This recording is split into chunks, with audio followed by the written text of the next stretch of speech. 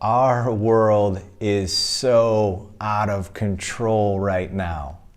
Man, if I had $1 for every time that I've heard that said in the last 6 months, I would be a wealthy man, as I'm sure you probably would be too. And the truth is, I've said that multiple times, and I've thought that as well. But I just want to take a minute and I want to talk about who really is in control and what does control really mean when we think about that. Because our world is out of control is both true and false at the same time. If we're thinking about us being in control, our world is out of control. That is true. We do not have control of it. But is our world ultimately out of control, like no one's controlling it at all? No, that's not true. We have a God, a creator and a sustainer of life who is in control, who is the ultimate controller. And so I just want to start with this simple statement to maybe free us a little bit and help us to understand that control is an illusion. We are not in control of anything. So let me give you a quick example. I am a bit of a control freak. I like to be in control sometimes. And what I know about my life is there's 2 ways that I will go, and I would suggest for everybody, there's 2 ways that you will go the second you realize you lose control. So whenever I ride somewhere with someone, or if I'm driving my family somewhere, I drive. I like to drive. I like to be in control. But if my buddy comes over and we're going to go out and grab lunch and he goes, man, hop in, let's take my car.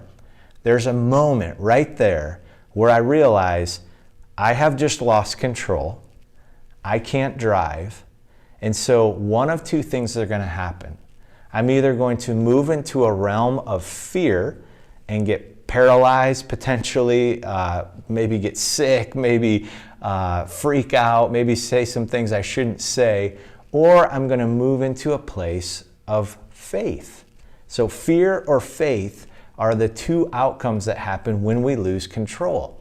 Now, when we move into faith, which is what we want to do, there's faith that there's kind of small faith, and then there's big faith. And the small faith in that moment is I have faith that you're going to be a good driver, and I'm going to trust that you're going to, not speed and do things appropriately and not drive, to where we're going to eat in reverse or whatever the case may be. But then there's big faith that ultimately I understand my life is not in my control. And God is in control of everything in all the situations.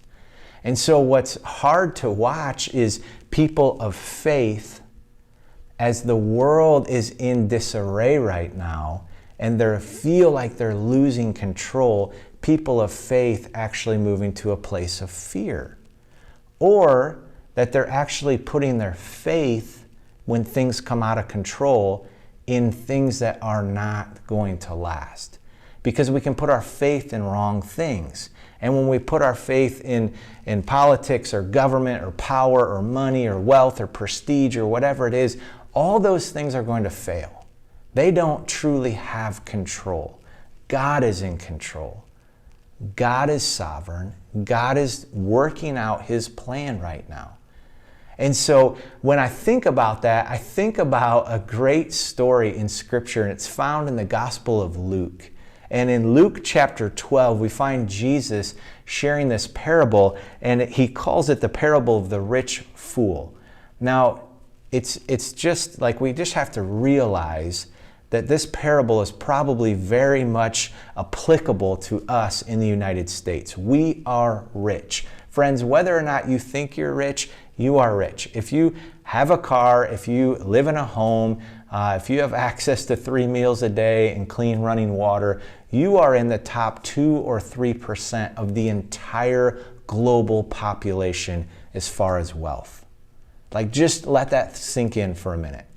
Okay, if you lived in a home today, you have a home, you drove a car somewhere, you ate 3 square meals, and you drank water from a faucet, you are in the top 2 or 3% of the entire population as far as wealth. So we are rich. We are extremely rich. What we don't want to be are fools. But I think a lot of our American culture moves into fools, and we look a lot like this parable. Okay, so listen to what Jesus says. He says, the ground for a certain rich man yielded an abundant harvest. So he thought to himself, what should I do? I just have this great harvest. What should I do with it? I have no place to store all my crops. Maybe you could give it away. Maybe you could bless someone else with it. Maybe you could sell it and use the money to do something great. But he has this epiphany. Then he said, this is what I'll do. I'll tear down my old barns, even though there's nothing wrong with them other than they're too small, and I'll build up bigger ones, and there I will store my surplus of grain. And I will say to myself, you have plenty of grain laid up for many years. Take life easy, eat, drink, and be merry.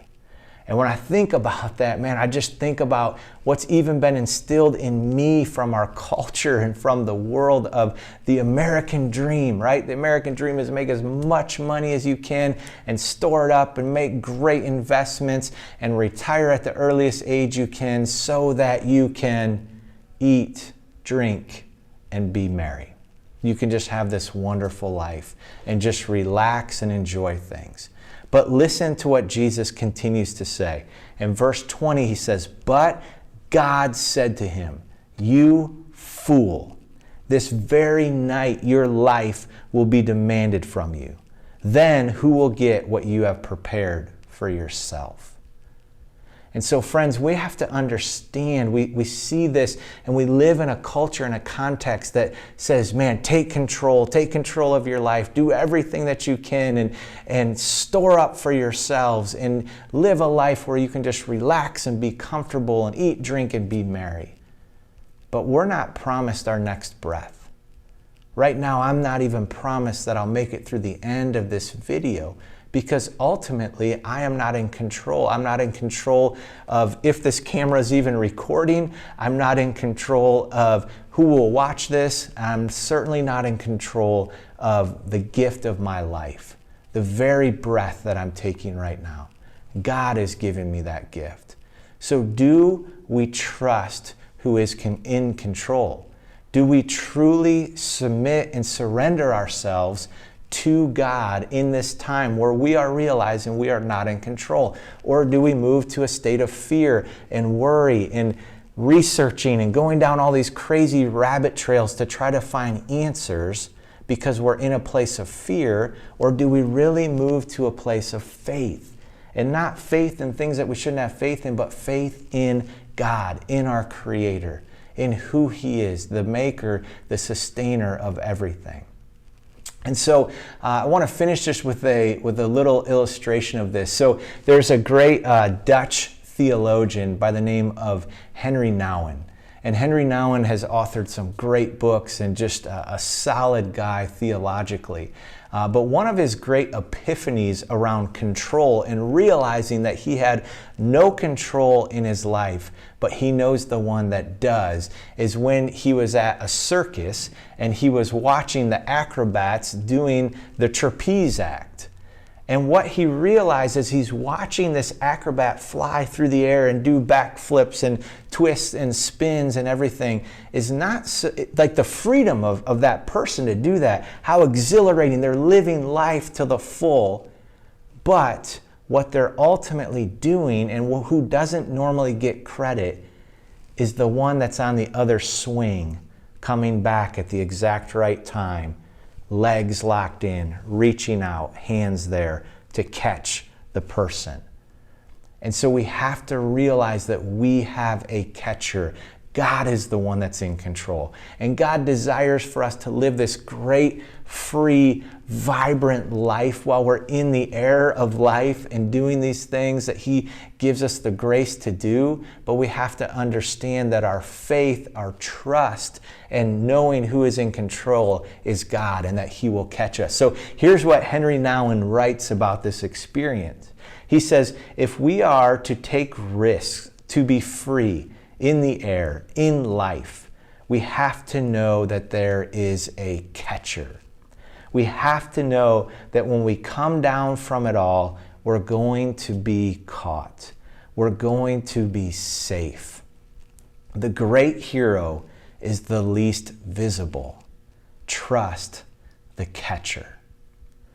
And so, friends, I don't know where each of you are at that might be watching this, but I know for me, there's been times that I've moved from fear to faith in the wrong thing, to coming back to faith in the right thing. And so can I just encourage you today to put your faith in the right thing, to not live a life of fear and worry, to understand that you ultimately don't have control of anything, and that control is an illusion. And so we are just simply called to trust the one who is in control. And we surrender our life to Jesus. We're made in a right relationship with God, and then we get to fly and live freely.